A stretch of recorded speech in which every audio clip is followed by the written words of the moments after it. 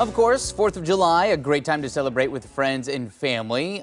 Can also be a dangerous time for the pets, though, once that party gets going. Yeah, it can. Between the gatherings with all kinds of human food, the fireworks that can be really scary, there are all kinds of things that can create some hazards for our animals. So joining us live with some tips for pet parents ahead of the 4th of July is veterinarian Dr. Thomas Makowiak. Good morning from WellHaven Pet Health. Good to see you.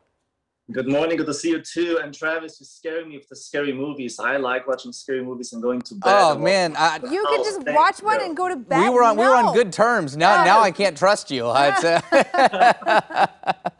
Oh, that's funny. Okay, well, I feel like 4th of July is probably kind of a scary movie for some of our dogs because all of a sudden, you know, they're just enjoying their day and then fireworks start happening. I mean, what are some of the biggest dangers that people need to be aware of this weekend?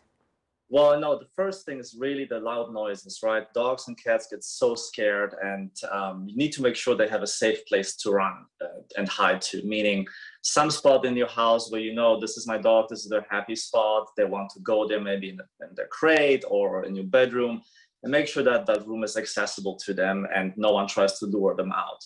Make sure your doors are closed. If you have guests over, make them understand, hey, don't leave all the doors open. My dog will run away.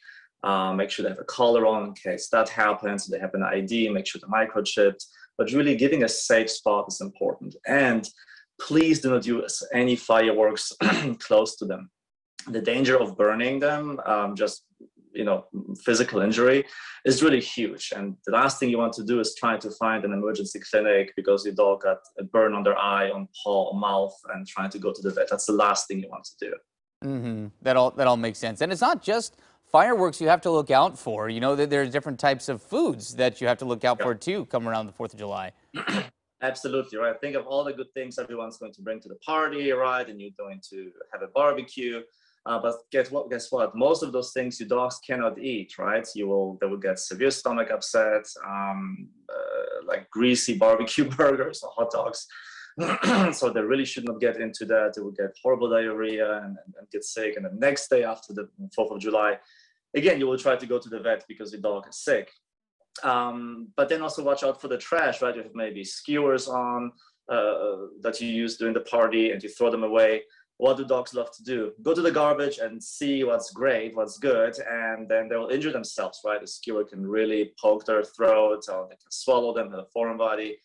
And then you end up in surgery, right? So all those scary things, please make sure to avoid that. And tell your guests, especially when they bring kids, don't feed the dog leftovers, don't feed the dog anything. Again, they will get sick from that. So yes, give them a safe spot, place to hide, make sure your house is secure, make sure they have a collar on, and maybe talk to a veterinarian before the 4th of July about some happy drugs for your dog, some sedatives, some medication just to take the edge off, just so they can relax and not be all panicked about it. Right. Yeah, because for some dogs, just being inside alone won't cut it. Yeah. They do need a little extra help. And, all weekend long, it's really popular for a lot of people to go to the beach for like the holiday weekend, or maybe you're going to the Blues Fest, you're going to be outside. The heat and just being outside all day, those are things to consider too for your animals. Absolutely right. It gets too hot. They don't thermoregulate as well as we do, right? All they do is can pant. That's how they change their body temperature. They don't sweat like we do. Don't leave them in your hot car. That's a whole nother topic we should talk about at some point in the summer. Make sure their paws don't get burned on hot concrete. Be mindful, walk them on grass, make sure they have plenty of cool water to drink, shaded area. And please do not leave your pets in the car. This is almost death within a few minutes. Yeah, that's a good reminder. Yeah, it is. And that is a very serious situation. We do sadly see it, it seems a couple of times a year. Dr. Thomas Makowiak, always great to talk to you. Great advice, especially headed into this particular weekend, because this is an extra stressful one, I think, for pet parents out there. So appreciate you giving us the heads up this week.